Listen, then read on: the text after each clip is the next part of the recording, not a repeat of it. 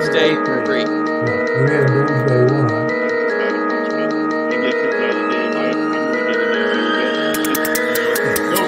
No question in my mind. He came from one of the toughest areas of Phoenix. Most of his friends were even divorced. Prayer for safety and on the defense, talking about it. You better get your ass involved. You better get off. I just gotta say, when it comes to mortality, Different. For sure, they would have thrown it off because This guy gets off you.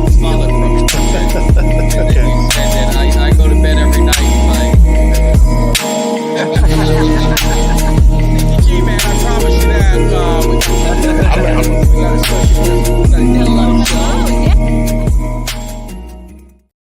What is up, Cowboys Nation? Your boy Mike Tag here with Kelly K9. We getting this thing rolling, and it's, what's standing between me and a 9-hour drive, start of vacation is this show. But when you're talking Cowboys, Eagles, NFC East, man, it's going to get me hype. It's going to get me ready. So you guys make sure you hit that subscribe, like, share if you're rolling in. If you're some Eagle fans we love, we're going to love to get some dialogue. And we got our Eagle man he's going to represent and defend his team, no doubt about it. But before we get rolling, Kelly, how are you doing today, my man?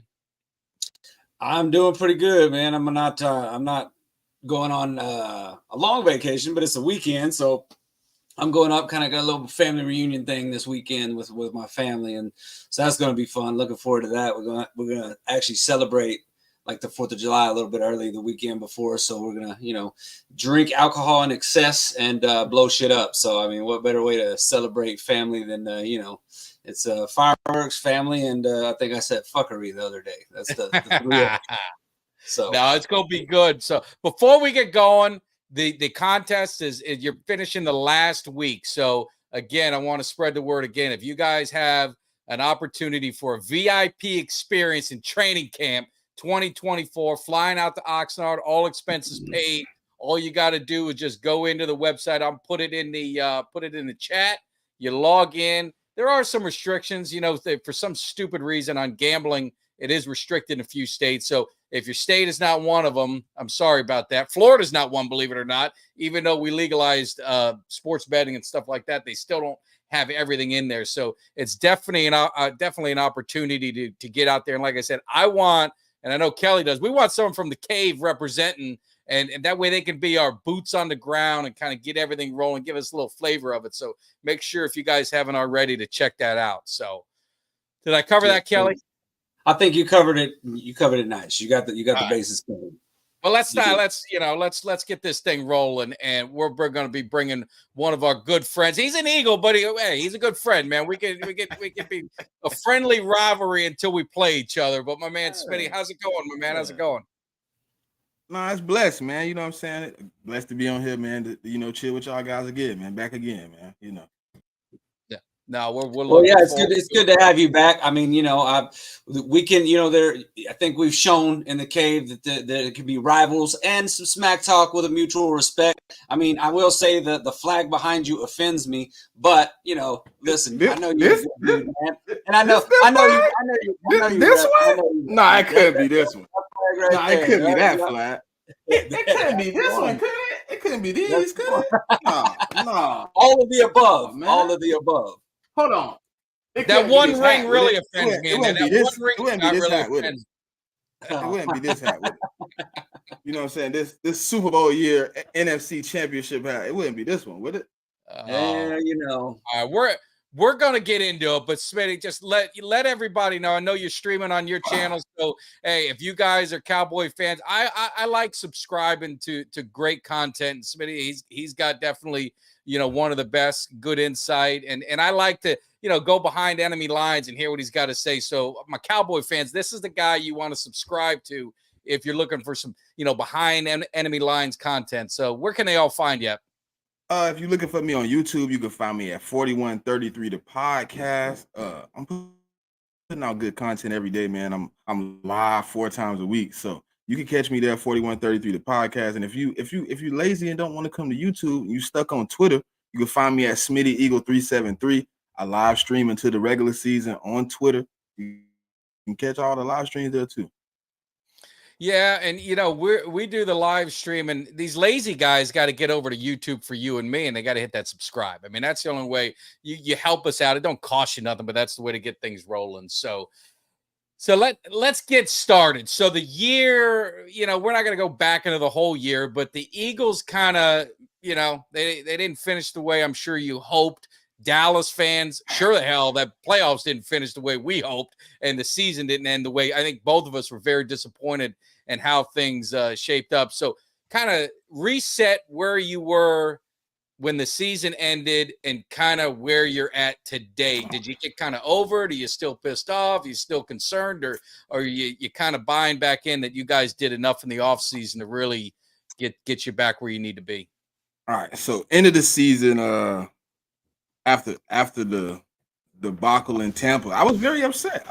I was fuming because there's too much talent on this team to really fall like that. You lose a game to Seattle to Drew Lock. He pretty much, I don't even know what to say. He was diabolical that game. He abused James Bradbury. He found a way to win. Then you lose to Arizona. You lose a game to the Giants. You lose a game to y'all, obviously by 20.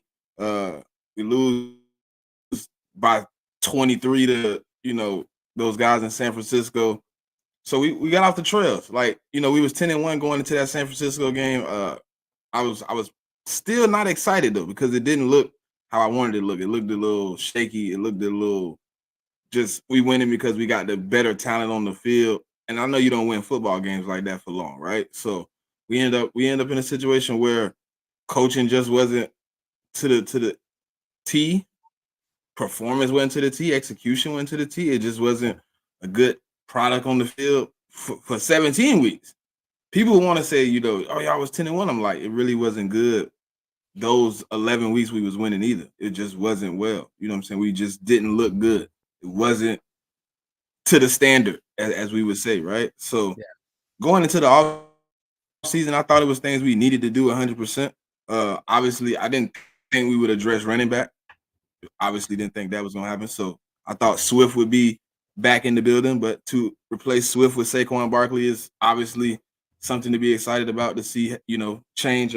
We did bring in y'all guy as the offensive coordinator, Kellen Moore.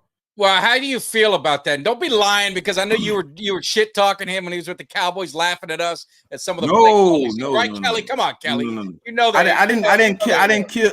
Listen, I killed Kellen Moore in the moments where he should be killed, and I still got the same worries for him. He is fancy a little bit. He get a little cute.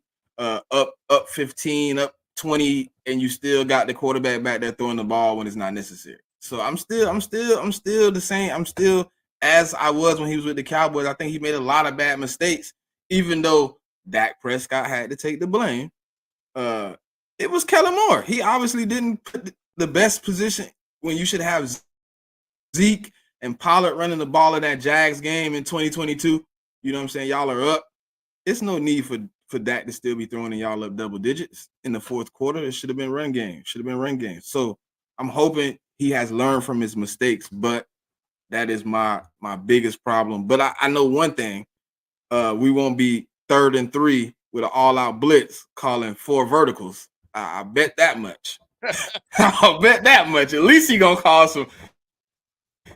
He gonna call the. Shout out to Chris for the super chat, man. If y'all want to read the super chat, go ahead, Kelly. Yeah, just to say, it's he put the super chat in there. Evening, boys. I think we can all agree it's gonna be a 2-team race between Dallas and Philly because we all know New York and Washington ain't shit. Yeah, I agree with that. I agree with that. Appreciate the super chat too. You can't tell they fans that. Well, one fan base. The other fan base is kind of accepting. They don't like Daniel Jones, so they accept it. But the Washington Commanders, I have heard some egregious things from that side of the fence. Yeah. Well, For a team that ain't won double digits in a long time, and a team that ain't won 11 since 91. They on that 11 train pretty hard. I've heard a lot of 11-6 come from over there, and I don't see where it's coming from. I guess they think they're gonna reincarnate y'all, but I know one rule that I don't never go against. When the Cowboys give up an offensive lineman, he either no good or too old. And they very high on Tyler Biadasz. And I'm like, listen, the Cowboys gave him to you? Oh, yeah, he ain't no good. He washed. He threw. Yeah. And Just like when we got DeMarco Murray. When we got DeMarco Murray, I told everybody, man, he ain't coming over here to do nothing. Look exactly what he did. He ain't do nothing. The Jets, too. The Jets think they got Tyron Smith, and they, oh, yeah, we happy. He going to come over here. Y'all going to get them same 9 games Dallas got, and it might not be 9. Yeah. Now I do think with Washington, I do think that they picked up some nice pieces. I mean, I like what they did in their draft. I like they got some key additions in the offseason. So I think they did some things nice. I don't think they're going to be a threat this year. A lot of it is going to hinge on their quarterback play. Honestly, I mean, if depending on if their rookie comes out and if he has a I told you. That's a year like Stroud, maybe. I mean, that's what it's going to take. It's going to take a performance, a really good performance from their rookie quarterback. I just don't see that happening this year. I don't think but I mean, I could see 7 or 8 wins out of Washington. It's 10-7. That's kind of what I see that. Definitely don't think they're not hitting double digits. No, that's not What going do to you happen. think, Mike? No, I don't think Washington. no. Washington's not going to be a play. They're not going to be a player. I mean, unless Daniels is unbelievable. I mean, unless he's like C.J. Stroud kind of season. I just don't. I just don't think they. I don't think they're going to get it done. Mike, I think the Giants. I got a question for you. Yeah. You a University of Miami fan? Yeah, and I know you're in Florida, so I don't know if you're a fan of the U, but I am a big. I grew up in South Florida. The 305. Oh, you're Florida State. We are going to beat your ass this season. No, you're not. It's coming, and you know it. And you don't the want the train will keep rolling. Down to 305, and we'll get this thing rolling because I'll be there to see that Mike. ass whooping. And you hey, Mike. We coming again, baby. You know what it is. No, you got I seen it. Hey, look, I never seen the hands back there last time with the, Yeah. You know what I'm saying? With the, now that's a Cuts by Jones special. My man Cuts by Jones, and maybe we'll make a lot. It is fire. Maybe we'll make a little bet. Maybe we'll make a little side bet between that game and if the Knowles by some miracle pull it out, maybe I will. Why would it be a miracle? I'll pay for a custom bet for you. Why would it be a miracle though? Because we're 10 times better than you guys. You guys don't have it. Bro, y'all got Cam. Hold on, wait. You got Cam Ward, and all of a sudden you 10 times better than me. You have no quarterback. Cam Ward is I got DJ Uiagalelei. I got DJ. I'm good. Oh my God. How many schools has he been to? Yeah, how many schools he been to? 2. He can't go nowhere. He been to 2. He went to Oregon State, and he went to Clemson. He stinks. Let's just. He didn't. Well, in Clemson, they had a slew of quarterbacks coming in, man. I thought we're supposed to be hating each other. Now you're gonna make Are you doubling down about my Canes and my Cowboys? Is that what we're doing here? Hey man, we rivals on all ends. I hope we ain't rivals in basketball too. I'm not a huge fan, but I'm a Miami Heat fan because I grew up in South Florida. So, but yeah. What are you, Orlando, or are you the Knicks? Hold on. You said your basketball team is who? Miami Heat. Oh, I'm not. Well, technically speaking, I'm an LA Laker fan. But right now I'm on pause until that LBJ, not the junior, the senior. When he leaves, then I'll be a fan again. I can't listen. I'm a Kobe fan. Y'all know how it was with Kobe and LeBron. I had real hate. I can't switch it up. No, I get it. I mean, I'm surprised you're not a Cowboy fan, because usually the Cowboy fans are usually Laker fans. It usually goes hand in hand sometimes. Yeah, I get told that all the time. How did you become an Eagle? I guess I just picked the good side. I don't know. Because I thought like Philly isn't Philly like, it's like, because I've got a lot of friends who are Eagle fan, and if it's Philly, you got to be Philly for everything. You got to be the Sixers. That's how it is. You got to be all of that, right? I hate the Sixers. I hate the Sixers in the process. And I'm a Boston Red Sox, so I ain't got no love for the Phillies. I'm good. Now, did you grow up in South Florida? or in Florida in general? I'm sorry. Yeah, I grew up in Florida. Yeah. So that's the problem. Like, and that's why I try and tell people is like, I grew up in Florida. We had no baseball. We had no basketball. All we had was football. And my older brother was a Dolphins fan, and I wasn't going to be a Dolphins fan. So then I became a Cowboys fan. My brother's a Tampa fan. Oh, I feel bad for him. Except he whooped y'all's ass a couple times. Hey, That's the only I don't thing. care about Yeah. that. I don't care about that. He got a couple memories against me let's too. get That's back- crazy. Let's get back on track. You and I are going to do a Canes Florida State show. We're definitely going to do that. But I want to get, and then and Kelly want Kelly in there on this as well. Is so as an Eagle fan, so you saw what happened, right? You see the Cowboys, you see Jerry Jones all in and all that other stuff. Very, not an active off season.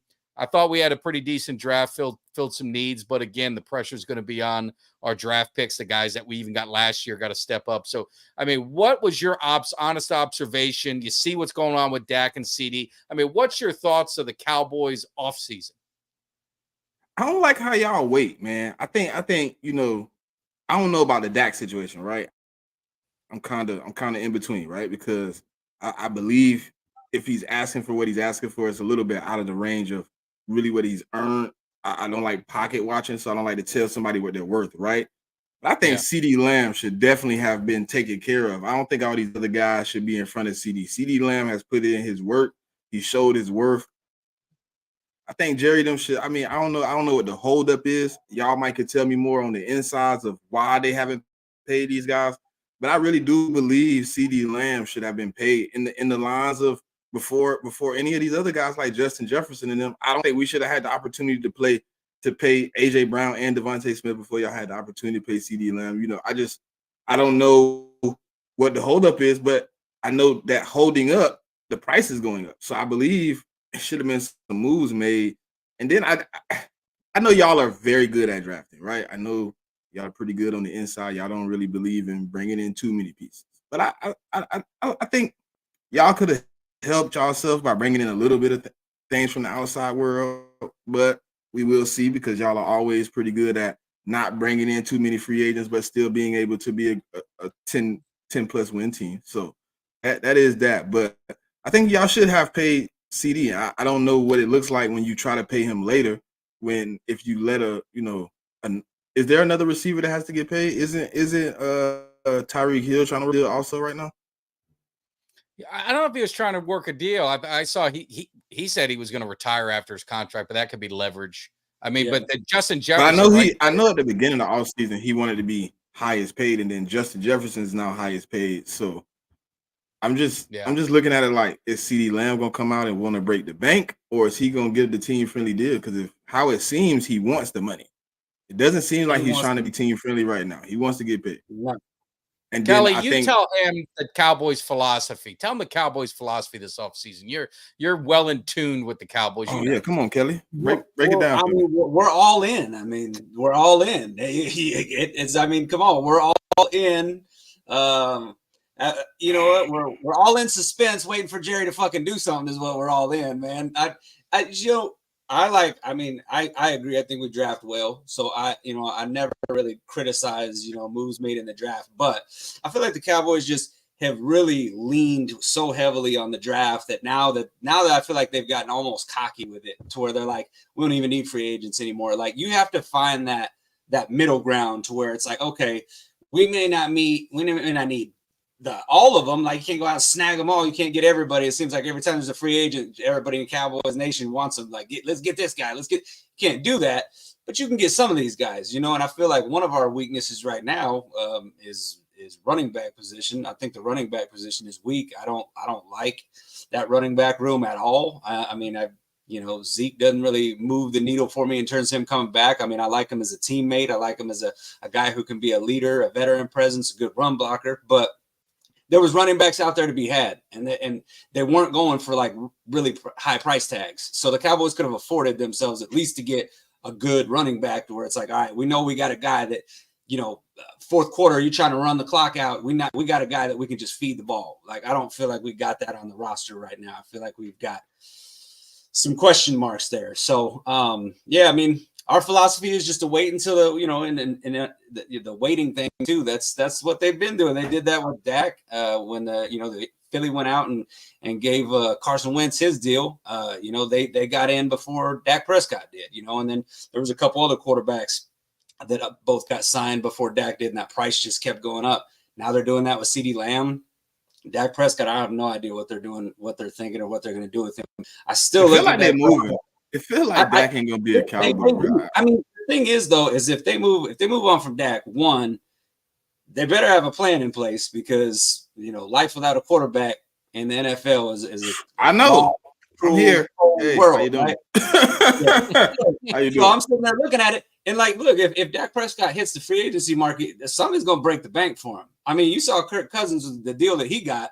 I mean, that's Kirk Cousins, and he's in Atlanta. And I don't think anybody's saying that Kirk Cousins is a better quarterback than Dak Prescott. I mean, especially not at this point in their careers. So, I mean, Dak still can go out there. I mean, obviously, there's the question marks around him in the playoffs and what, is he clutch? Is he good enough to win in the playoffs? Whatever. But when you're talking about a guy that's a top 8, in my opinion, a top 8 quarterback in this league, people are gonna go after him. I don't know what he's done so wrong to the Cowboys organization that they just lost faith in the man, but kind of seems like it from the outside looking in. I know my fan base is in the comments very much troll worthy, but I'm being as serious as I could be. To me, like knowing football as much as I do, knowing the ins and outs of organization, it seems like they are banking on whatever he does this season, and if it's not enough, we're just gonna move forward without having to use that dead money on him again. Yeah. Like I'm thinking in my head, it just feels like they feel like we can go do better if we're gonna keep paying Dak.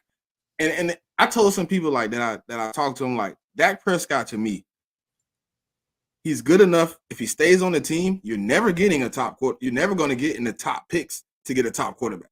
You're going to be 16 to 32 every season, period. Yeah. You're never going to be 16 and down unless he gets hurt. That's the only way, right? So if you keep him on the roster, then you're banking on making the playoffs at least every season that he's there, because that's basically what he's done every season he's been healthy. He's been in the playoffs. So you're not getting a quarterback at that point.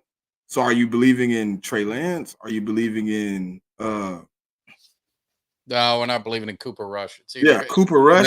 I was just gonna say I don't believe so. I don't believe that would be the hope. So what's the next move? If we pay Dak, then how long do you pay him is the question. And then if that's the case, how much is he asking for? Because the reports say he want to be ridiculous.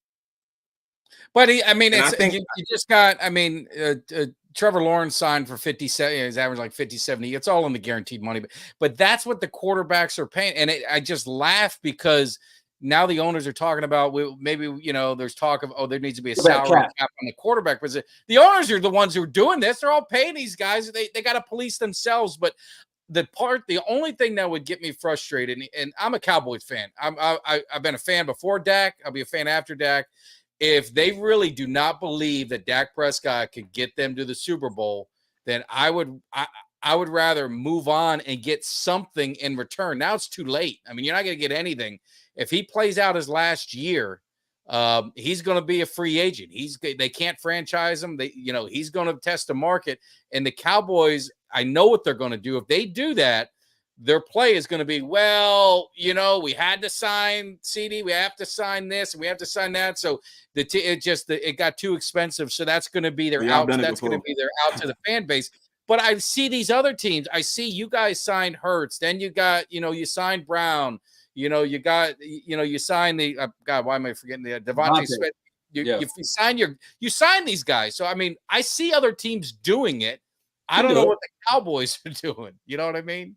I mean, it could be done. I mean, if they would have been sitting around over there waiting on shit, though. I mean, that's the problem is they keep waiting. It's like, you think the price tag is going to lower? Like it's not a good business decision. We've talked about it, Mike. It's not good business to sit there and let it wait. If you like these dudes and you want them on your team, which I 100% know they want CD, like get that deal done. What are we waiting on? Like, it's a no-brainer. Like, you need CD Lamb on this team. He's a great receiver. Sign him. Get the deal locked in. Because like if they would have got in before the Justin Jefferson deal, a lot of people were saying he was waiting for that deal to go through. But if they would have given CD a deal to make him the highest paid receiver, he's not going to say no to that. and be like, well, I want to see what Justin Jefferson gets. No, he's going to sign the deal. He wants to be a Cowboy. He's going to sign the deal. We would have moved on already. So just bad business, in my opinion. I don't like how they handled any of those situations so far. You don't think they offered him top receiver money? You think that's the problem? Even when it was before all the other guys got signed, you don't think they came in and offered him the top money? I don't think he's been offered. I don't think he's been offered to be the highest paid receiver yet. I don't think so. I mean, because if so, what more are you waiting for? I mean, maybe Dak is. I mean, maybe CD is like, hey, I want to see. You know, I'm not going to sign a long-term deal, and I don't know who my quarterback's going to be. I mean, maybe CD. That's what is Justin said at first. I don't know. That's what Justin originally said. Justin Jefferson originally came out and said he wanted to make sure the quarterback position be stable before he signed a long-term deal. So I'm assuming whatever he's seen in OTAs and minicamp, he's okay with somebody in the backfield back there that they got JJ McCarthy or Sam Darnold. Yeah. Well, also, I don't think that's CD Lamb problem. I think exactly what Kelly said is the problem. Money. You can't be. I think what Kelly said is exactly the problem. I think they lowballing. Yeah. Well, they've always done that. I mean, they lowballed DeMarcus Lawrence at that. Remember that one time in DeMarcus Lawrence? I mean, he went out public on it and just kind of, clapped back at him and just made them look like fools with what they offered him and the way that Stephen Jones. I think it was Stephen Jones more than Jerry Kelly. It was Stephen, and then he basically told Stephen, let's get Jerry. Let Jerry know what I said, and then the deal got done. So, Stephen Jones they tried to do it to Des Bryant. I mean, Jerry tried to do it to Des Bryant back, and I mean, they have. I mean, he's notorious for that. I'm watching the cheerleader documentary on Netflix to give that a plug, and I mean, they're ruthless to those cheerleaders, man. His daughter's like, this is what they're getting. If they don't like it, we'll find another one. I mean, it was like they're ruthless. It's a ruthless family when it comes to that, but that's probably why they got billions of dollars. And Carl Smith is coming in high. Sign Dak and trade Parsons. Yeah. I don't know if that's gonna happen. No, I'm not. I don't know if I'm not co-signing. And that Parsons over there look like it's changing colors, man. Is it turning eagle green? Man, he ain't going to no Eagles. He money green. He's going to money green. That's where he's going. I don't know if y'all seen the man on draft night draped out in that Cowboys blue, talking about he wanted to be a Cowboy. It was his dream to be a Cowboy. He ain't going nowhere, man. And didn't you have a chance to draft him? And you guys. Oh well, actually, we gave Jerry an ultimatum. We said, look, you could trade us 10, and we draft Devontae Smith. Or we stay here and we gonna take Parsons. How you want to do it? And he said, come on up to 10. Come on up to 10. We and you rather have Devontae Smith than Parsons. You're happy. At that moment, yes, 100%. Yes. I had JJ Arcega-Whiteside and Jalen Reagor and Greg Ward as my receivers. I definitely needed Devontae Smith. Well, let's flip to your quarterback, right? Because I mean, Jalen Hurts, he had a really phenomenal year the year before. I mean, not so hot last year, right? It had some struggles. You're bringing in Kellen Moore, which I just don't see it working out well. So we'll see what happens. That remains to be seen how it works out for Jalen. I mean, you guys bring in Pickett, which I know. I mean, I don't think he's going to be any threat, but he's a first round talent, and it's got to be kind of I wish Dallas would do that, and they kind of did it with Trey Lance, but I wish they would have done that sooner in Dak's careers to give him competition. So, what'd you say, Kelly? Jump in. Mike, I was just gonna say I want to ask Smitty a question because I saw something, and I don't know if this is a troll thing, so it's a legit question. I'm not trying to troll anything, but I saw something that was, I believe it was on Twitter, and it was and I don't know if it was, again, I don't remember the account that it was from, but they were talking about that Pickett in the OTAs was outplaying Jalen Hurts. Is that true? Is there any truth to that at all? It was put out. It was put out by his manager. To be by honest. Who? Pickett? Pickett's manager put that out. Oh, okay. Any truth to it? Not from what I've asked people in the organization. They said the day that they put that out, Jalen Hurts went like 8 for 8 for 2 touchdowns. I was like, okay. Well, I guess I really no interceptions. I was like, so did he really? They were like, nah, that's Pickett people. I mean, maybe they're trying to get Pickett up out of here too. I mean, obviously he didn't want to be in Pittsburgh, but I don't think it's looking too great for him here either. I mean, he ain't gonna get much time here. I guess you can learn. but Yeah. I don't know. I don't see him. I don't understand why we gave up a 3rd round pick for him, to be honest. I know we value backup quarterbacks, but Kenny Pickett to me is not a valuable backup quarterback. But is a love The for man Hurts- is what 13 touchdowns for 13 interceptions, like in his 2 years as a starter. is a love for Hurts kind of is it wearing thin in Philly? I mean, like No, it's Carson actually Wentz- growing, man. What I actually look, I had my biggest issue was him not being assertive. Hey, look, this is what I like, this is what I don't like, this is what I want to do, this is what I don't want to do. So it was like kind of like the first 2 years as the quarterback. I know y'all might be like, I'm making excuses, but it was more like, oh, I'm gonna go out here and make it work without actually saying, hey, look, I don't think this works. And that's what him and Kellen been doing this offseason. And they saying this like the first time they've seen him doing it. Like he's actually in there. He's actually telling Kellen, like, look, I don't think that works for me. Can we try it this way? Can we try it that way? He's growing. He's 25. I mean, he's obviously learning how to be a professional. And sometimes the biggest obstacle, me knowing best as a content creator, is opening your mouth and actually saying what you have to say in the proper way without it being taken the wrong way, or you feeling like somebody gonna take it the wrong way. Sometimes just standing up and saying, look, I'm making $250 million. Let's be real. We got to make this offense work for me and you. Your job on the line just as well as mine. Let me step in and tell you some things. But they say he has been having the opportunity to talk about it. You know, he's actually been in the locker room, he's actually been on the field. He's actually been telling and opening his mouth, and he's been getting on the guys. You know what I'm saying? And right now, he just took all the newer guys, not the guys that's been here. They down here in at UCF. They've been down here for about a week and a half. I think they're gonna be down here for another week and a half working out. So let me ask you a question. What do you? Because I mean, you know, Dak had his year where he was chunking interceptions, led interceptions. We didn't, you know, we heard it all year from Philly, really from anybody that didn't like the Cowboys. So you know, but a lot of it, in my opinion, there was a lot of it that was on the receivers. Also, I don't like Kellen Moore is some of the play calling that he had and some of the route running that he had these receivers running. I thought they set Dak up for failure, in my opinion.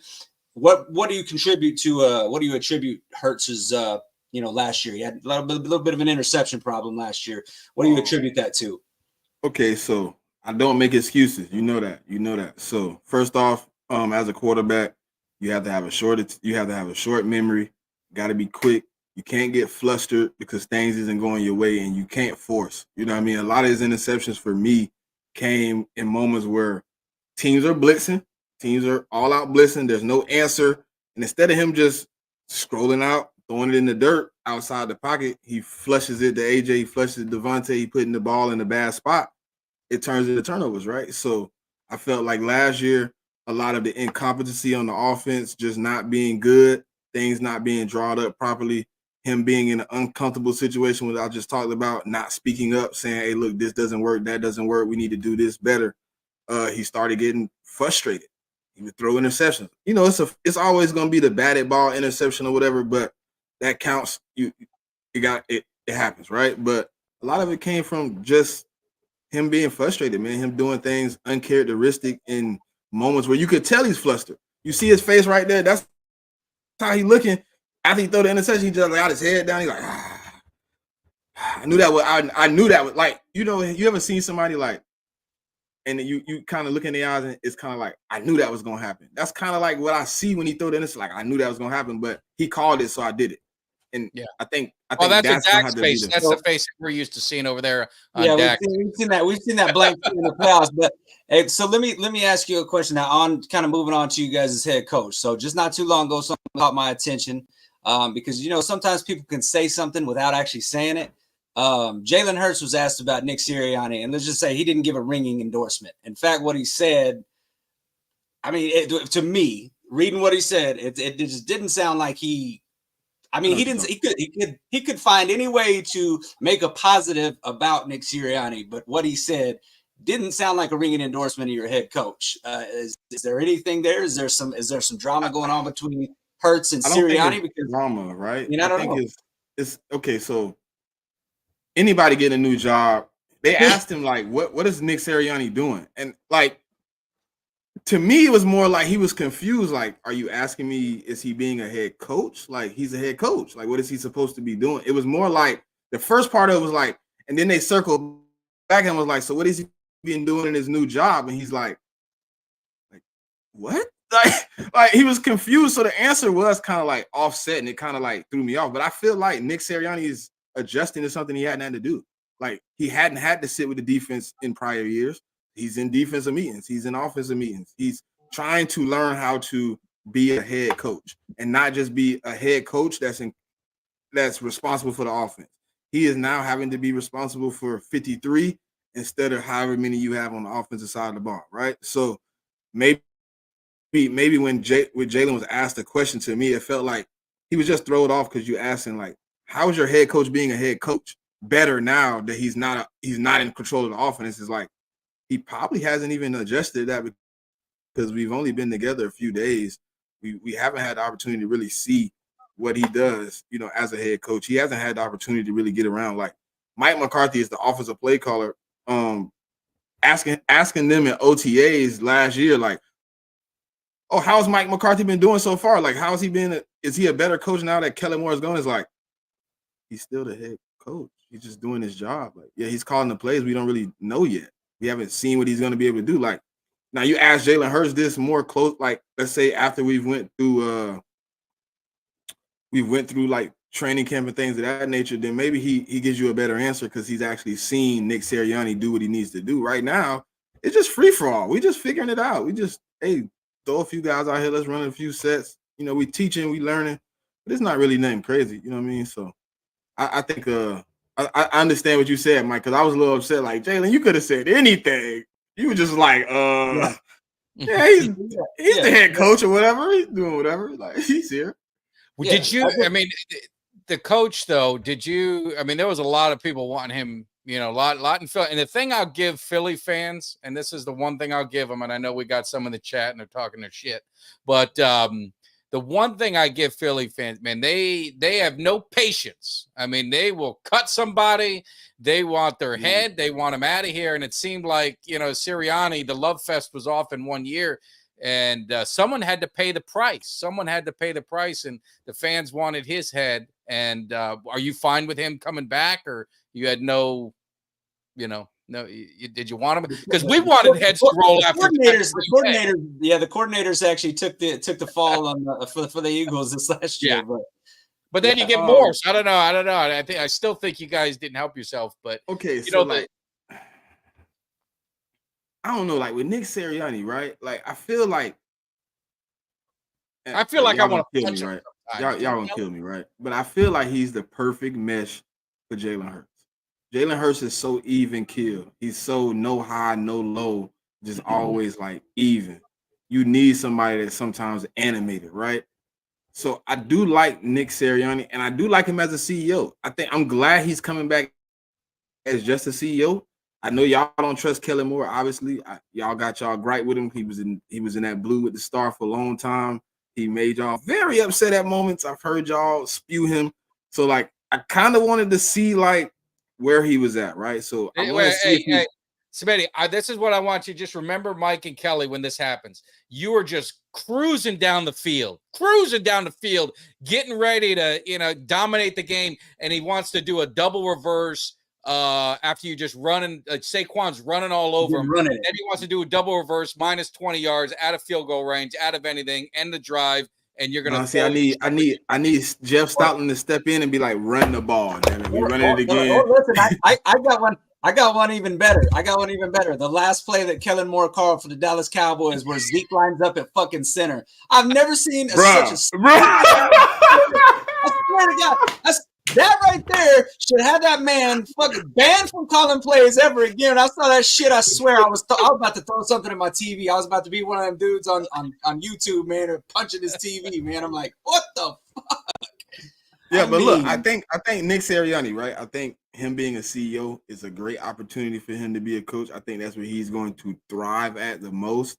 Just being able to just run the game. I think he has great time management skills. I think he knows situational football.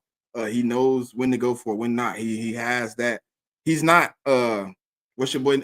He's not buddy from the Detroit aggressive. He is aggressive. You know what I mean? He is willing to go for it. He has. I think he has great time management skills, which a lot of coaches don't have. I just think his ability to call a game in succession and get a rhythm going is very bad. It just doesn't work. He like, say for instance, he comes out right now, he hits you for a big play, right? And he's like, oh, that worked. When he comes back out and gets in that same situation, the next he's going back to the big play. And guess what? Most defenses have adjusted now. They are ready for you to go back to that play. And now it's not open. It's not there. And now he doesn't know where to go. Now he's just like, oh, screen, RPO, Jalen Hurts, draw. It's like, okay, now you don't have a game plan. Now you don't have anywhere to go. Now you're looking. But I think Kellen Moore, I just think he has a better game plan. I don't know if it's going to be better than what he had in Dallas or better than what he had at the Chargers, but I do think he's going to come in and give us an opportunity to win games and not look stupid. Yeah. Hey, let me get your guys' opinion. And obviously, you, Smitty, I see a lot in the chat. Kelsey, he was one of the guys that I kind of Kelsey and also Fletcher Cox, retiring. But Kelsey, start with him. I mean, we saw it with Frederick. I saw it in the chat. It's like, man, we realized how important that center was. And, when Frederick went down, the offensive line, the Great Wall just didn't seem like it ever was the same. And with Kelsey, I mean, he's been a rock. He's going to be a Hall of Famer. Been your center, the tush push, all the stuff that goes with it. I mean, how bad is that loss going to be for your offensive line and really even for Jalen Hurts? I actually think I don't know if it's going to be this year, right? But I think in the I'm not too concerned, right? Kelsey picked Jurgens. What people don't know is Kelsey was there every day after he retired to make sure that Jurgens is doing his job. Jurgens understands the job. He's right there. He's basically holding his hand, making sure everything goes as perfect. I mean, Jurgens has been there. This will be his third season. He's been 2022 all season. Kelsey got surgery, so Cam played a lot of center in that training camp. Last year he played both. When he was sparing Kelsey, he would play center, and when Kelsey was there for camp, he would play guard. So he's been playing the center position for about 2 years. This will be the first full season where you don't have a Hall of Famer to rely on, as in Kelsey. But it's gonna hurt. Like, you don't lose a Hall of Famer anywhere and say it don't hurt. It's gonna be a transition. But to me, I just feel like he's more athletic than Kelsey.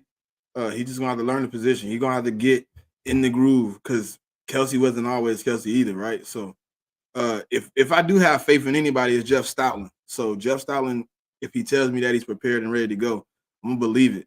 But I think it's gonna be a smooth transition. I think it's gonna take some time for him to understand what he has to do as a center, right? Because you haven't been in game situations where you're actually playing a lot of snaps. He has played a few snaps. It did look good, but sparing me for snaps and actually coming in and, hey, I got to go 17 games plus the playoffs. I need to learn how to call defenses. I need to learn how to check at the line. I need to learn to be able to help my quarterback in moments like it's a viral moment right now. Buffalo Bills game. Jalen Hurts calls the draw right.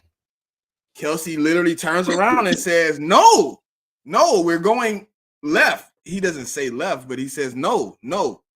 And basically, we're going left. He called it right. We're going left. It's a touchdown.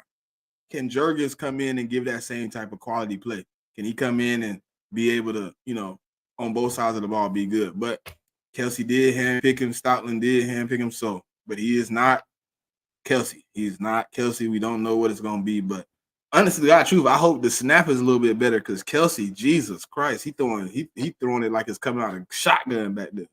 Well, Jason Garrett handpicked Chaz Green, and we saw how that worked out. So sometimes Jason Garrett is a coach, though. That's different. It's a joke. We have Chaz Green PTSD from the Falcon game, and the 7 sacks that got Claiborne, multi-millionaire. So it was a joke, but yeah. Well, anyway. I would say that, I mean, just in my opinion, I would say that I think, I would rather I would rather be, it's tough. It's tough whenever you have to replace anybody of Kelsey's caliber, right? Obviously at center, but I mean, it makes me nervous that we're looking towards a rookie for the left tackle, because that, in my opinion, is like one of those positions. Like, if you don't have a solid left tackle, your quarterback's going to get killed. So that's, for me, the Cowboys. I'm sitting there looking at, we lost a guy of the caliber of a Kelsey, and Tyron Smith. He obviously a little bit later in the career, and he's not, he's been a little bit injury prone, but we kind of got that same issue going on with the Cowboys at the left tackle position, and so that's going to be interesting to see how that shakes out too. But yeah. And I mean, the Cowboys, the one thing I always say is the Cowboys, I never doubt their offensive linemen they draft in the first round. I don't know if I did take my right guard though. I'm kind of mad at y'all for taking my right guard though. I had a right guard. Yeah, man, I had a right guard out there. I was like, oh yeah, Cooper Beebe gonna come over here. Yeah. But I got a question for y'all. How do y'all feel about us possibly putting Mekhi Becton at right guard? I mean, I think your offensive line is always going to be, solid. I think even you got your right tackle, right? He's still there. You re-signed him. You signed it. I mean, you guys signed everybody on the offensive line. Yeah, I mean, that's what pisses me off about you guys is you guys sign everybody. We can't do that. I don't know what's going on, but I think I think your line is going to be fine. I just remember and I'm not comparing Frederick to Kelsey, but Frederick, I mean, he would have been on his way to the Hall of Fame if it wasn't for an illness and his career ended short. But I never understood how valuable that center was until that kind of moment. And, as a kid, I wanted the glam. I wanted Dallas to get Dion. Obviously I want the playmaker. I want receivers and cornerbacks, and I want the DNs. And I learned as life goes on and I mature and understand football more, the game's won in the trenches and it's won inside out. And, not having, being uncertain at center, that hurt Dallas. And on the flip side for Dallas, I think our weak spot on our defense is our defensive tackles.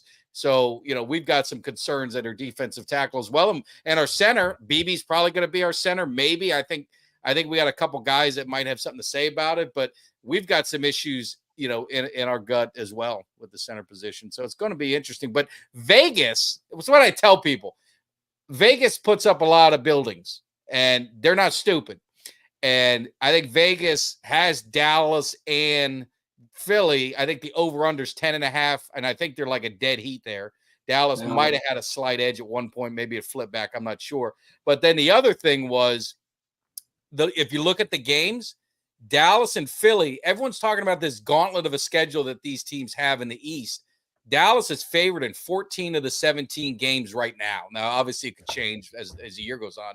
And I think Kelly, was Philly 13 or 15? They were one game apart. No, one below. It was one below the Cowboys. All right, so they were 13. So, I mean, Vegas, as much as people question the Cowboys and their losses and the offseason, it's like Vegas still thinks Dallas is going to be pretty damn good. And with Philly, they were 10-1. They obviously kind of limped in down the stretch. Vegas thinks they're going to be pretty damn good. So I think it's still going to come down to Dallas and Philly. It's going to be down to the wire, week 17, figuring out who's going to win this division. No one likes that? No. Yeah. I was reading. There's so many comments going on. Oh, yeah. You got to be careful of some of these comments. I'll try and filter stuff up. I was reading about Seumalo. I don't think the Seumalo really hurt us like that, though. I really don't. I mean, maybe other people might think so, but I think Cam Jurgens played pretty good at right guard last year. I think he only gave up 1 sack in the whole season. I mean, got to be pretty good for a first year to play. Yeah. Listen, Cam Jurgens is naturally a center, so I think that's the positive too. But Mekhi Becton is what, 6'5", 330? Yeah. Him next to Lane Johnson could be crazy. Yeah. Just me personally, just like thinking about them two 6'4" plus. He should be a tackle, but they say he's been playing pretty good at guard. He played mandatory minicamp every day. He was the guard because Landon Dickerson was had some personal reasons why he was out. They didn't disclose it, but he played the guard the whole time. And Stoutland seemed excited, like he had went and got a new exclusive piece of candy. that nobody else had, and he was like, "Ooh, it tastes fire, and I'm going back to get all of them before you do." That's how he was talking about it. Like, so I don't know. I just think that'd be crazy on that right side with Saquon coming out the backfield. This could be fun. Yeah, real quick, James. I mean, we got a line. I mean, if Guyton and Smith, if that turns out to be a force, that'd be pretty nasty on our side. But Gilmore, I'm just gonna say this. I pulled that comment up right there. I was just gonna say, Mike. I said that's not true. They've been in the playoffs last 3 years. 3 years in a row, they've won 12 games. The Cowboys have, so that's not true. Yeah, of course. So we got to put some facts to it. If you're gonna speak on it, let's put some facts on it. It's 3 years running. Cowboys will be in the playoffs again this year. That's guaranteed. I don't think there's any, unless God forbid a catastrophic injury. Cowboys are going to the playoffs. Philly's going to be in the playoffs. Yeah. It's going to be interesting to kind of see where that lies. But what was I saying before we got distracted? Oh, Gilmore. So there was a question in the chat about Gilmore coming back. I don't think he's coming back to Dallas. I don't feel like he's coming back. No, I don't think he's coming back to Dallas. No, I don't think so either. They did well. They just signed that. They signed was that cornerback from the UFL? Yeah, the UFL. They love them UFL guys, but they made Pro Bowlers out of them. They've been digging into the UFL pot lately, man. They brought in like 5 guys just the other. They were working out like 5 dudes. I know they signed a linebacker from the UFL. Well, that guy was actually defensive player of the year last year for the UFL, which, I mean, we saw how that worked out with Turpin. I mean, Turpin turned out to he's been pretty valuable in that kick return game, and now UFL rules coming this year. Turpin's gonna feel like right at home, basically. So he's back to his old ways. We'll see. We may have I think we're gonna see a lot more kick returns. Wait, I gotta. You guys got to give me. You got to give me a minute because I got to address some shit here. Because you said this. Saquon Barkley has done shit against the Cowboys his whole career. He ain't had our offensive line though. Oh, here we go. The Giants' offensive line. He is gonna. He is gonna be injured. Oh, here we go. Keep going. What other excuse? He had Daniel Jones. He ran all over you guys with no line. He ran all over you guys with no line. He didn't run all over us. We won't see this year. We're gonna see, but he ain't running shit. And then one of them games he might have 150, Mike. Yeah, how much we could put some paper down on that if you want to. There ain't no way it's happening. There ain't no way it's happening. And I don't even believe in our run defense. I don't even believe in our run defense. It didn't happen. No. Let me see how Kellen Moore play games first. I gotta see him in a game first. Like Kellen Moore's gonna have him lined up at center by the 5th game of the year. You know that. He gonna be fired too. Jeff Lurie. Hey, look, Jeff Lurie don't come down and fire too many people, but he gonna come down and be like, "Hey, you out of here." This is what I love, though. This is what I love about our division is I don't care what you say, and I don't care what my man who talked about Barkley. He was shit talking him, telling everybody how he sucked, and then when they come to your team, then you guys love him. It was the same thing with DeMarco Murray. Have the Cowboys ever brought over T.O.? Obviously, we hated T.O., but he was a Hall of Famer. He was pretty damn good, but I didn't like him until he came to Dallas. But it's funny when these guys switch teams, all of a sudden, it's like all is forgiven and they're the greatest player. They forget all the shit they talked about him and all how they ragged him for being an injury-plagued running back his whole career, can't stay healthy, can't do this, and now all of a sudden he's going to be an all-pro. I don't see it. I like Barkley, but it's that Penn State running back gene, man. It's a curse that they got. You want a running back, you go to Miami. That's where you get your running backs. Yeah, with no knees. They come out with no knees. Frank Gore was injured in college his freshman and sophomore year. That dude, he probably could still play running back. He's like 85 years old running the ball. All of them come out with bad knees. I don't know what y'all got going on down there in the Orange Bowl, man. Y'all need to fix that stadium, man. Well, it's cheap shot from McGahee, but he still was a first-round pick and had a good career. Didn't Gore come out with bad knees too? Gore was injured his freshman and sophomore year, but how often was he hurt in the NFL? Willis McGahee came out with bad knees. Clinton Portis came out with the bad knees. Portis didn't come out with bad knees. McGahee was in cheap shot in the playoff game. What's that's the other why running back? That's why he got hurt. It's another one too. It's like 3 or 4 of them, man. Y'all be issuing out these bad knees, man. Y'all need to get it together, man. Penn State got enough. Florida State, don't even talk about their crappy running backs. What? Tell me about them. Who? Sammy That was- Smith. I go way back. Sammy Smith. You're probably. I don't know if Oh, you're too young come for on, that. man. Oh, Don't do I- that. it's Don't a do Tumblr. Sammy. Why you had to go back to Tumblr. Sammy? We talk about we talk about. Come on, come Oh, you forward got a little Greg bit. Jones? What's he doing? What's Greg Jones? Where's he at? Dalvin Probably Cook. somewhere on What, the a couch 1 year eating wonder. Dalvin ho-hos. Cook? Who you got? Dalvin Cook now. I mean, hey, look. You think we Trey don't have- Benson's? You think Trey Benson's? I wanted Dallas to get Trey Benson. You think he's I think he's gonna? gonna be all right, man. I think he's gonna be all right. Yeah. I think he's gonna be all right. I don't know. We for some reason Florida State like the small running back. Yeah. We've had the small running backs for like forever. I just don't know if they turn out. We more Warren of a Gunn is more of your our best. defense. More, That should yeah, count. more of our defensive players pop in the NFL than anything. Yeah. Yeah. No, I love college, so we'll definitely get into Yeah. that. But you know, what? Kelly, get us back on track here.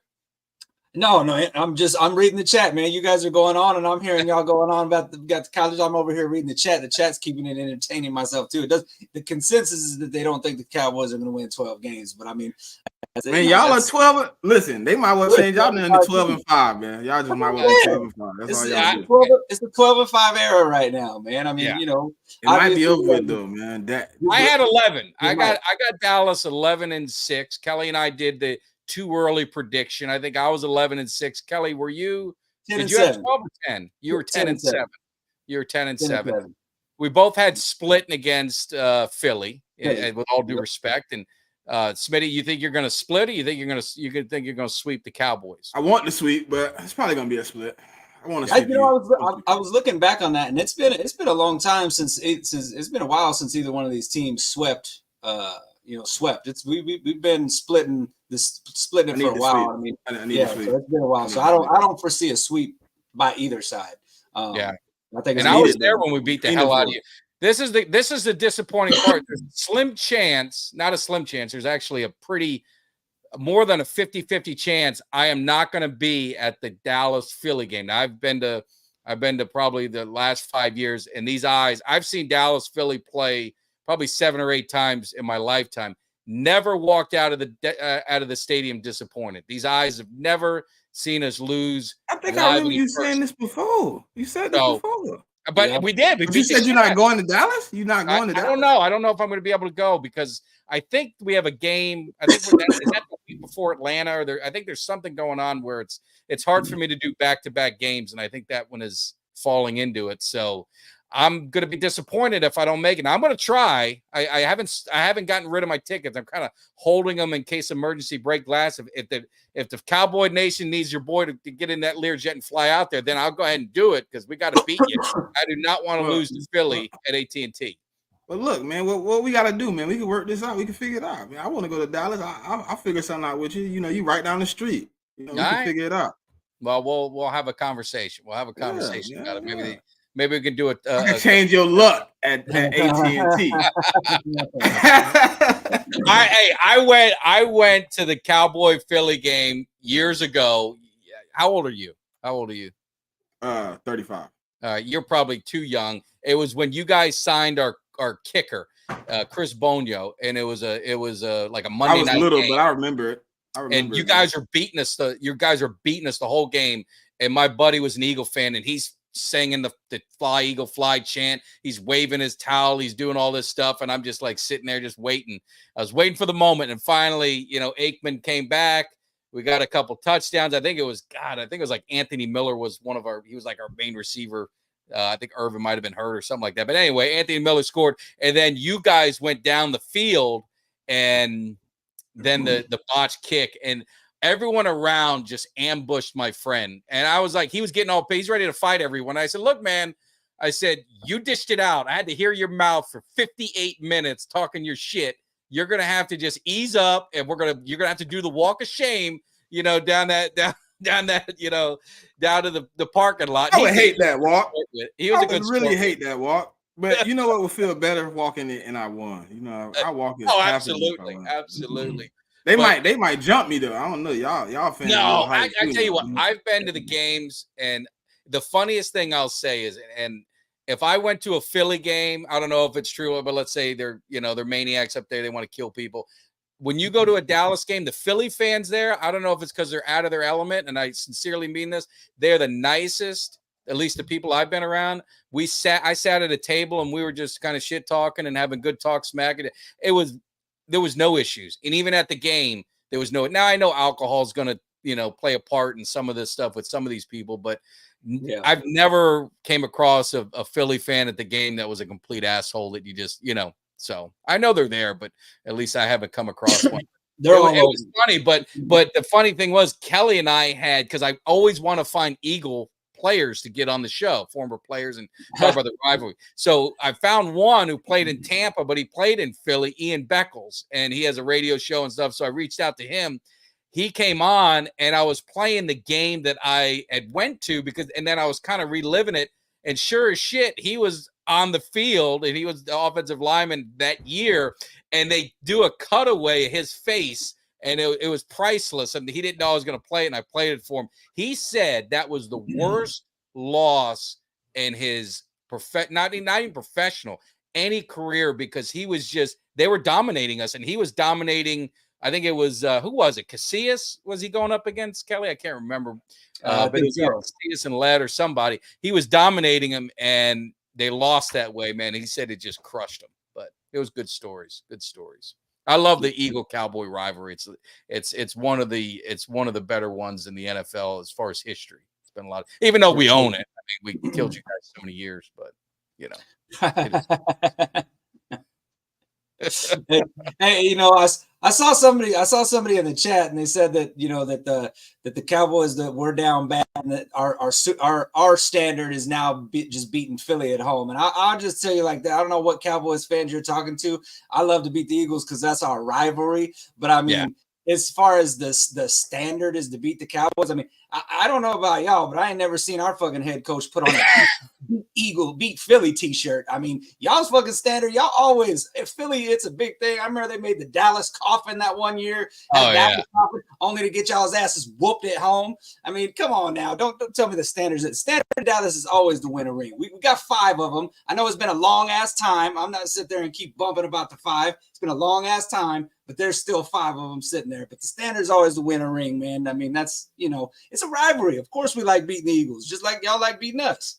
That's what it's about. Football. It's rivalry football. I like beating anybody. I like beating the Giants. I'm happy when we beat Washington. Anytime we win against anybody is a good day. Yeah. I just want to win, man, period. But it's funny. And I see some of the Eagle fans, and they talk about the 90s, the jealousy that they have. You understand this? The jealousy. The thing I will say is, Philly, you guys had your time. Donovan McNabb, 4 straight NFC championships, and got shit to show for it. The thing I'll say about Dallas, he was drunk. The thing I'll say about Dallas is when we have a dynasty or we put something together, we make sure we get the job done. In Dallas, 3 or 4 years, we went to the championship game and we got 3 rings to show for it.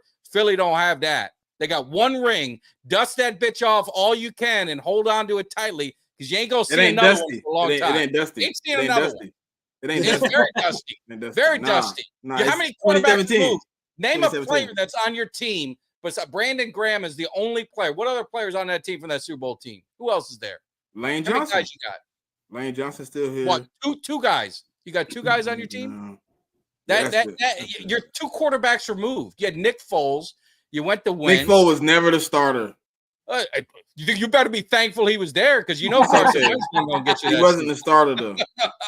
No, you're right. You can't say I'm a quarterback removed if he wasn't the starter. He was just a quarterback that how many quarterbacks has it been since that time? Just one.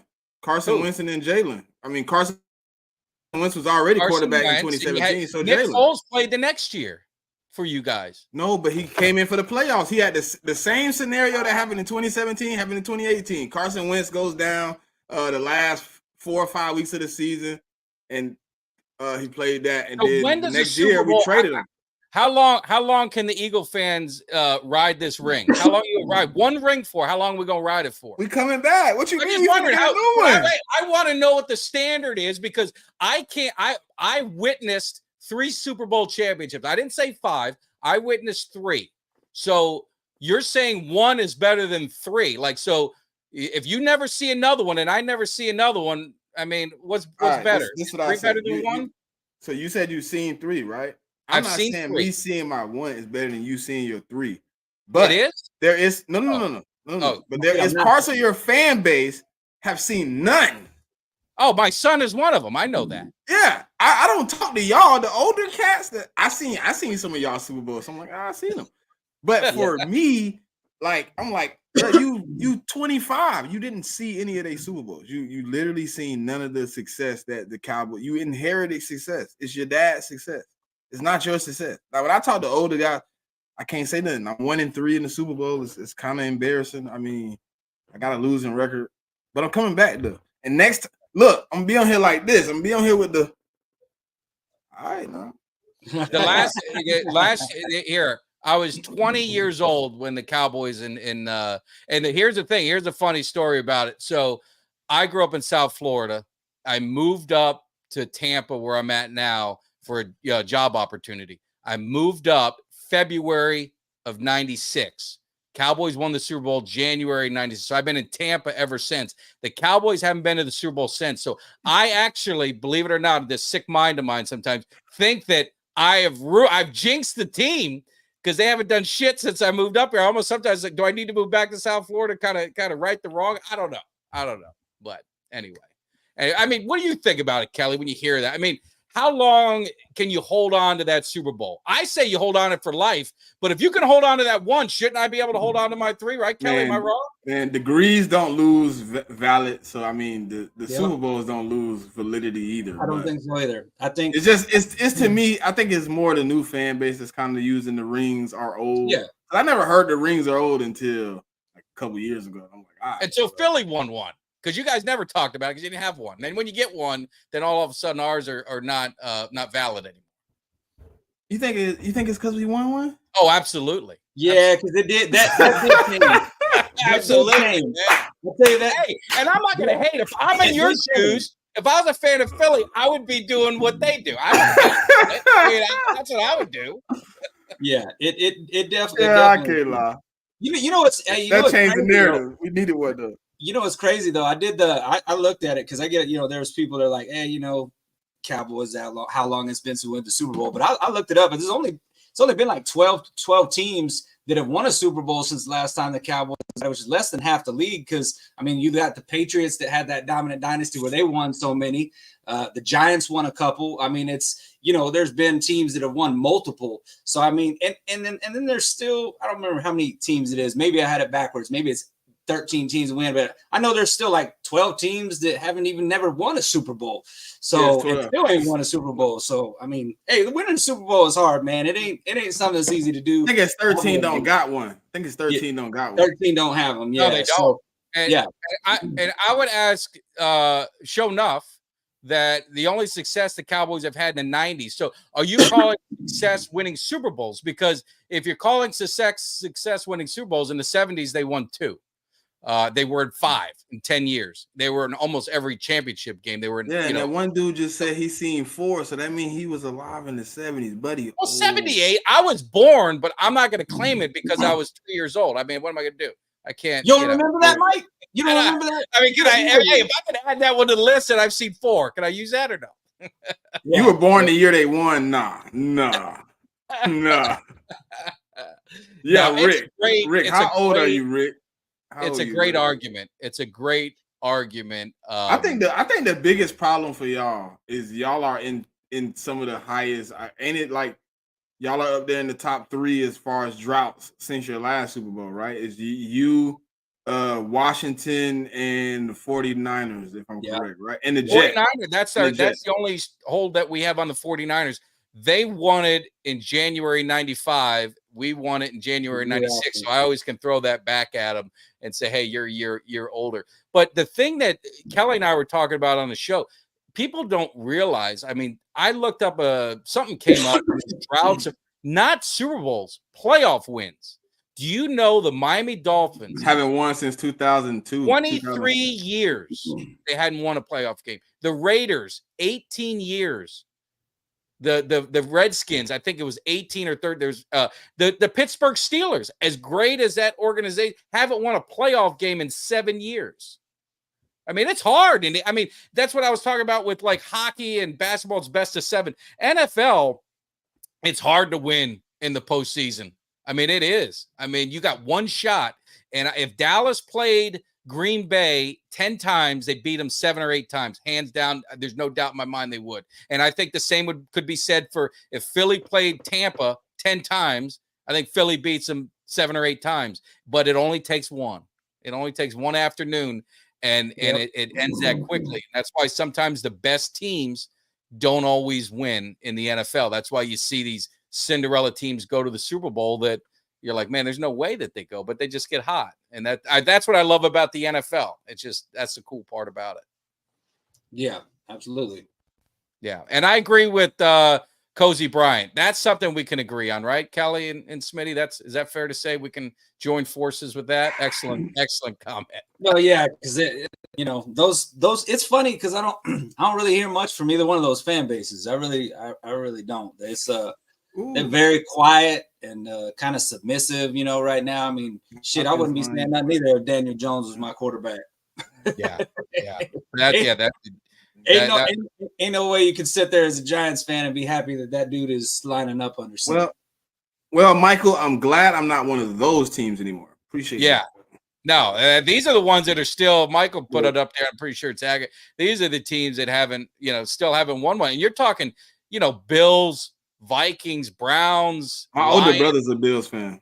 I mean, these are historic franchises there. Yeah, and I mean, you think about it.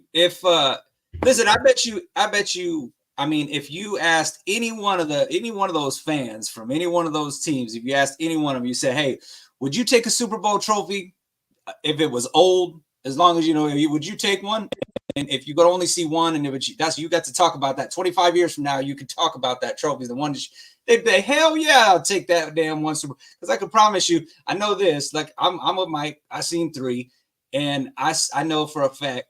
How valid? Okay, you say that, right? How valid are the Jets? Would you really want to talk to a Jets fans about Super Bowls? That's one of the greatest, though. How many of their fans are alive right now? You witnessed it. I'm saying if you got to witness it, because I think as long as you witnessed it, I think that experience stays with you for all your life. So, I mean, just say, for example, Smitty, let's say you go the rest of your life, you ain't never seen one. You don't never see one again. I'm not saying that's going to happen, might, but if you never seen one again, when you're 60 years old, you're going to look back at that 2017 and remember it as a great, great experience. I'm gonna be very upset though. Oh, I know. I mean, don't get me wrong. As a Cowboys fan, hell yeah, I'm upset that we ain't won another one. We're still stuck on that 5. But I tell you what, it's amazing, right? And I'm just saying, as a Cowboys fan, seeing a championship with any team you root for, seeing them win at the highest point, seeing them hoist the trophy is a euphoric experience.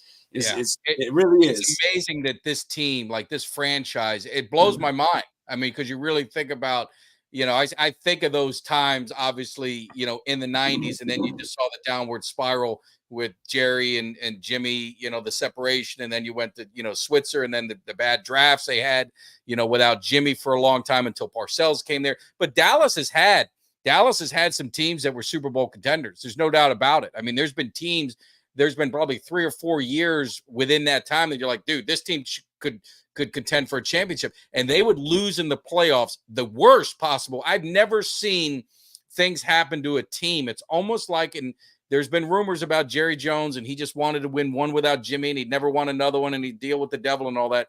And sometimes it almost, man, it's hard not to believe some of it, because it's like, man, when they lose playoff games, they don't lose a hard-fought kind of, man, it could have went either. They just get their hearts as a fan base. Because if I was at that Green Bay game, I sold I'll be honest, I sold my tickets. I had already booked my flight for the next week, and I was prepared to go to the next week. I said, all right, we'll take that one, and then we're probably going to play Detroit, and we'll have our hands full. It'll be interesting to see what happens. If I was at that stadium, I don't know if I'd be a fan. I don't know what I would have done. I don't know if I would have just thrown my shit off and never come back, and you'd say, whatever happened to Mike? But I felt bad for those fans. Y'all know I just watched that game, right? I just recently watched that game. I hadn't watched it before, right? So I just watched it. I was like, that was playing like that? Yeah. The first half was just pitiful. But the thing I would say, people want to destroy Dak all the time. If you really watched, if you watch, I mean, our defense got shredded. And every time there was a point in the game where Dallas scored, and it was like a 10-point game. It was like a 2-possession kind of swing. And they went right down the field, scored again. And it, every time that we tried to get the defense couldn't do shit. And I don't know if our guy in Washington now, I don't know if he fixed the game. I don't know. I think he tried to outthink himself because he was playing another former coordinator that was on his staff in Atlanta, and he's never beaten none of them. He's 0-6. He's never beaten any of the three.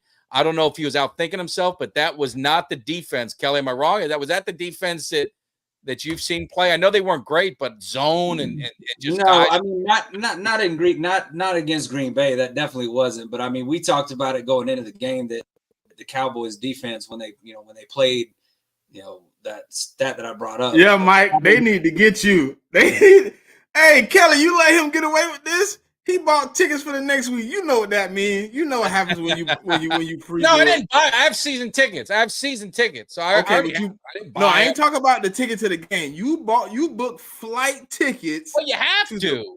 You have to. And what happened? No, I got my refund. I got my refund. You got a refund. Yeah, I mean, at least credit. At least he didn't go out and get no damn tattoo on him, a Super Bowl tattoo before the season started. I didn't throw no victory party right? Kelly and I didn't do a Cowboys Cave victory party at some strip joint like a couple of our players did before the game. I mean, we didn't have that already lined up and everything already, Yeah, the victory. They was gonna have a victory party. Did they still? Do you think they showed up to that party? They better not. I don't know. They probably did.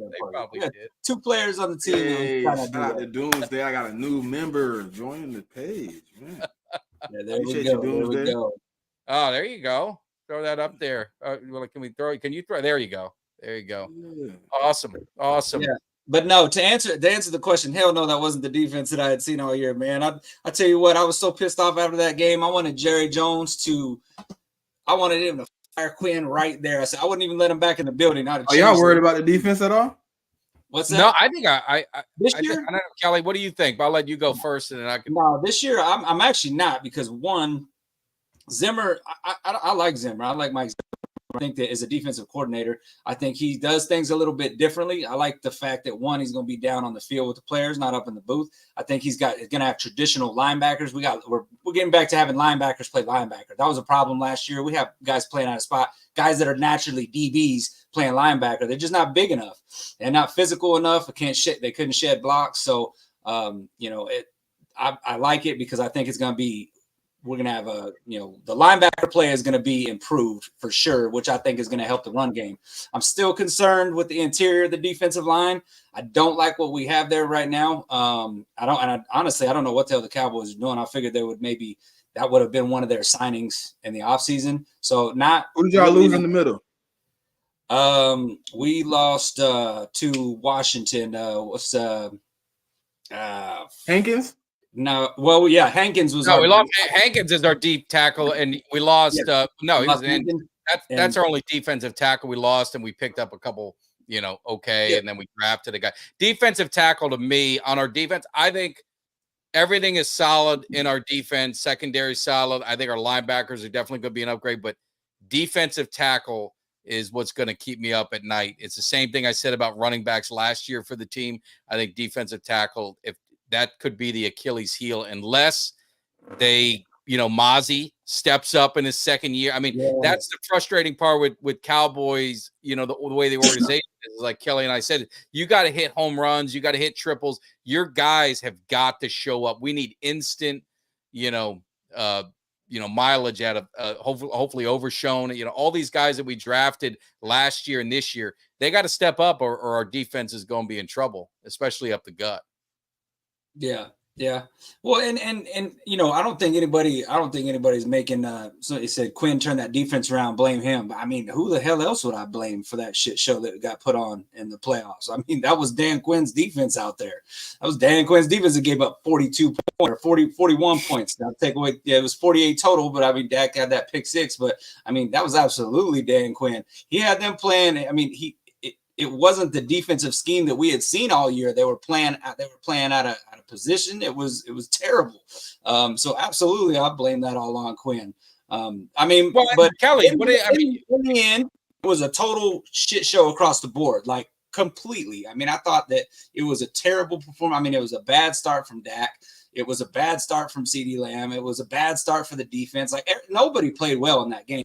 There's not one person I looked at on that team last year that I thought, well, at least this dude showed up, because none of them really showed up. None of them at all. And then, you know, by the time the offense got going and started scoring points, it was already too late because the defense had basically mailed it in and they were gassed and just getting rammed like dog walked up and down the field. So, yeah. And you gotta, but the thing is I know people, you know, Quinn, if you're a Cowboy fan, you watch all the games. Maybe my Eagle fan here didn't watch all the games, but he could be a closet Cowboy fan and watched all the games.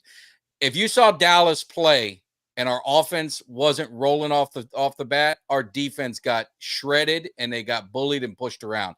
Now, do you blame the coordinator for that? However way you want to do it. I blame the players some, but Dan Quinn was a little bit overrated. I'm just going to be honest. If you look at the last couple of years, the Dallas's offense, how many times they put up 40, how much they put up 40, how much did they do that? And Quinn, for the tenure, you give him credit for what he did with the defense, but it was kind of smoke and mirrors a little bit, just being honest. Because in the big games against the good teams, our defense got thrown all over the place. And that's just being honest. Except against Philly, we threw you guys around. Not the first time. You know, that's why we split. You know. You got the second one though. You got You always got to throw a dig in, man. I'm glad we get to play y'all at home this time, man. Maybe if we beat y'all at home, man, it's up. If we beat y'all in Jerry World, sweet. Do we play? Where's the first game? The first game's in Philly, right? Oh, so we played really late because when do we play? November? Is it November? 17. Week 17 will be the second one. Wow. First one gonna be, I think, in October. I thought it was later because I was like, damn, we play. No, it might be late. I think it's week 11. The first game is week 11, if I'm not mistaken. Yeah. That gotta be like November. I saw where somebody said in the chat that the Cowboys only beat scrub teams. Didn't we beat the Eagles last year? When we were a scrub team, though. When we were a scrub team, we was on the skid at that point.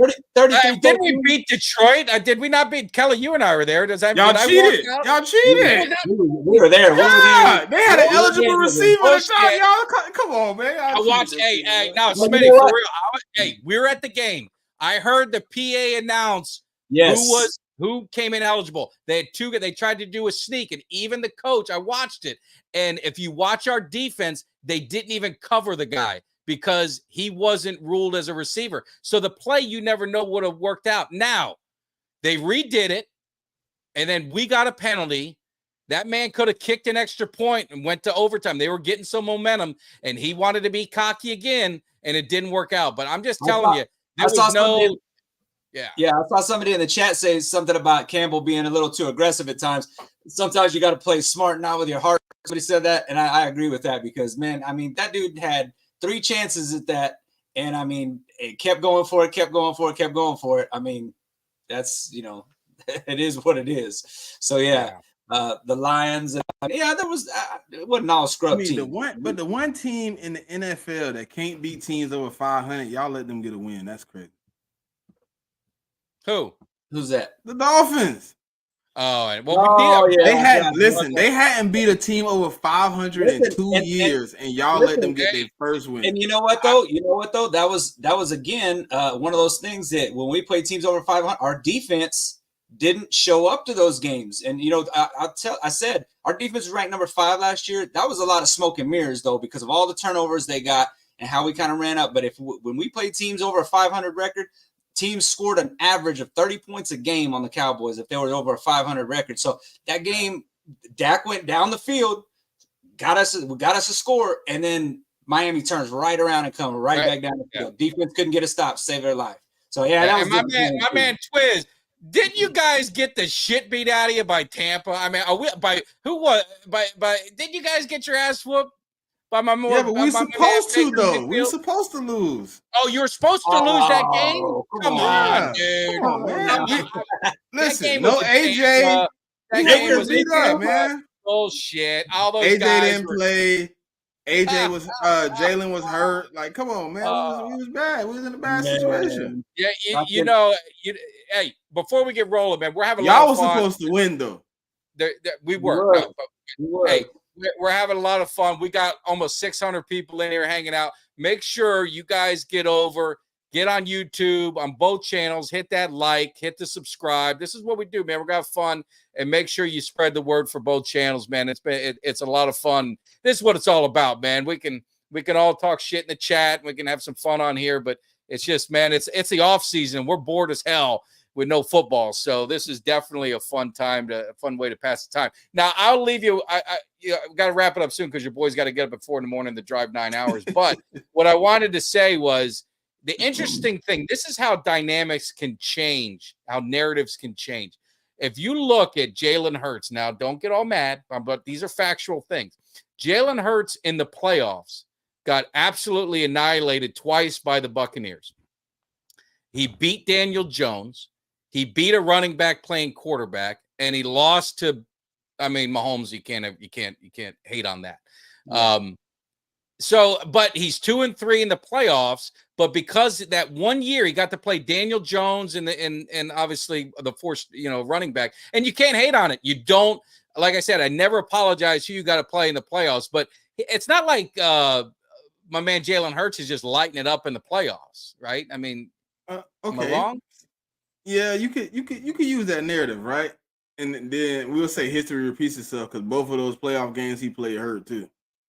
Oh, we got if you dress, you're ready to play. I don't care. I'm just saying, if you want to bring up that Tampa beat me twice, then you could bring up that they beat him hurt both times too. So I'm not saying it's a good or a bad thing. It's a bad thing that he was in 2 playoff games. He was injured. Because then you could put the injury clause on top of his head too. I mean, if you they scored like 7 points in each game. Like they were managed. I mean, that's just look. I live in Tampa, so I wanted you guys. As much as I hate Philly, I don't like hearing Tampa Bay running their mouths. And then when they beat I'm gonna find the clip. I'm gonna send you the clip so you can play for all noise. your fans. I told the whole fan base we was gonna get smacked, and I hope we got smacked. You don't deserve to win games like that when you're not playing football, man. You deserve to get what you get. Yeah. No. That's true. No, absolutely. But no, all kidding aside, man, everyone make sure you hit that subscribe, like, and share. I hate that the party is saying we got to do it again. Smitty, this is a lot of fun. Maybe we'll get a little, when the Eagles get going, and maybe we can have like a tag team, a Texas Tornado match, and we'll get a commander in here, a giant, so we can, then we can just make fun of him all the time. Then we'll join forces. We'll just make fun of him. I know a giant, Kelly. Don't you know a giant fan we can make fun of? I sure know. We do. Sneaky. Yeah, nice round table. That'll be fun, man. No, we'll definitely let's connect. You got my number, man. Let's definitely connect and do that. And hey, for the Eagles, you and I, we'll see how the season goes. And if I got those tickets handy, maybe I always like to bring an opposing fan in so I can see him crying in front of me. It always makes me feel better. So I will enjoy it. I'll bring tissues just for you. Who we got here, man? You late. Stu, we finna get up out of here. Nah, he just wanted to mix it up with y'all, man. We finna get up out of here, man. We had definitely. Hey, we've returned the favor. If you ever want us on your channel, man, and do a show, man, we definitely would love to do that as well. So for sure. Tell everybody one more time where they can find you, subscribe, and all that kind of good stuff, man. You're doing great things. You can find me on YouTube, 4133 the podcast. And you can find me on Twitter, SmittyEagle373. All live streams, all videos, man, posted and ready to go, man. Y'all tap in with me. And on Saturdays, if you're looking for some good content, all 32 teams, NCAA, it's four of us, man. We got a nice show to check down. We cover everything. We cover all 32 teams, no bias. Maybe a little bit biased to the Miami Hurricanes, a little. What? Just a little bit. I'm the only Florida State fan. It's me. We got to see the guys that's on the podcast, they don't even respect Miami, man. They Bama and Georgia fans. They don't even respect me. I don't even get no. It's a Bama, LSU, and a Georgia Bulldog. So the dynamic is fire. And their NFL team is Patriots, Saints, God. Giants, Eagles. So Well, we It's got fun, so tap in Kelly with and me, I man. have a mutual Alabama. He played for Alabama. He ripped Miami's heart out when he did that strip, George Teague, but he was also the defender of the star. So he's been, he makes fun of my Canes, but I'm telling you guys this, Miami Hurricanes, man, look at what the thing that they do, man. We got Luke back in the house. We got, the Two Live crew. They're both, they passed on, rest in peace, but Luke's still there. We got the money coming in. The NIL is the best thing to happen to Miami because we got a lot of, we got a lot of money out there. No one knows where it came from. We don't ask no questions. So we've been cleaning up with the transfer portal. So Miami's going to be back, man. I'm telling you. Yeah. There you go. And Kelly, Mark. wrap it up. We got one more super chat. Our man Mark. We appreciate that, man. It's our boy from Hawaii there. Aloha. I think the only position we improved was linebacker. Center would be better in that time. What do you think? Eagles got much better at DB, which was their weakness. I know I can't really speak for as far as the Eagles side of it, but I know for You're right. I do think we have the possibility to get better at linebacker. We still got to see what Sean can do because I keep saying that everybody's got high expectations for him. He still has yet to play in an NFL game though, so he's coming off an injury. But I do think if he lives up to his potential, I think we do have some good linebackers there. But I do see Philly. You guys did got a couple of rookies. I do know that DB is a pretty hard position to play though for anybody coming into the league. So I don't know how much of an impact they'll make. You paying attention to the rookies though. You paying attention to the rookies. Yeah, I wanted both of the rookies might not even be starters. No, I know that's what I'm saying. So yeah, Isaiah Rodgers might be on the other side. James Bradbury threw. He threw. Yeah, we got Isaiah Rodgers. We brought in Tyler Hall from the Raiders. Like we got some guys in that room and we ain't got to put the rookies in that team that got lit up all year. What do you think? Well, I do know one thing. I do know that I will say that is if it's a rookie DB out there when the Cowboys take on the Eagles, I know where that ball's going. I know where that ball's going. As long as if it ain't Cooper DeJean, he locked up if it's the other rookie, man. If it's Quinyon Mitchell, man, he putting paws on CD, man.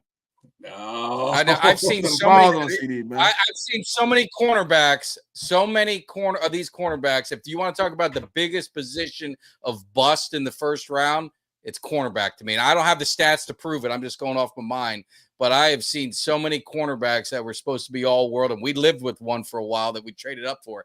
It's an adjustment for some of those guys, and it's such a mental position. Some of them can't handle, because you're going to get beat as good as you are. I mean, Deion Sanders, I watched Marvin Harrison, hit him up and take him deep and left him in the dust. I mean, it happens to the greatest of all time. It's going to happen. And how do those guys mentally come back from it? I think that position is just so hard to transfer sometimes for those guys. Yeah. It's hard to recover, especially because you do start out with some lumps, but it'll be interesting. You guys, I give the Eagles credit, man. You're off season. You guys addressed a lot of things, and definitely you guys got it. Don't forget Ringo. I forgot about Ringo, yeah, for sure. Yeah, for sure. Right. Shout out to Stu for the $2 super chat. Yes, awesome. Awesome with the super chats. Your boys got to get the bed. I got to drive for 9 hours, but we appreciate it. Kelly, obviously, man, always having fun on a Thursday. Smitty, I'm so glad that we got to hook up, man. It's always good to do it. So we will see you guys. Have a great weekend. We are on vacation. I don't know if Kelly's going to do a show, but your boy's on vacation. Kelly, you going to do a show, or are you? Yeah, I think I'll pop on Tuesday. I got a busy week next week, but Tuesday I think I'm free, so I'll pop on. All right, so that's another reason why you want to hit that alert bell on both channels, because you never know when one of us is going to be showing up. So make sure before you leave. There's 580 people in here. We should be seeing 580 likes on both channels. Just step over there and do your boys a favor. We'd appreciate it. Have a great weekend. Safe forth. And until next time, take care. Give me somebody that's hungry. Give me somebody that's hungry. I need somebody.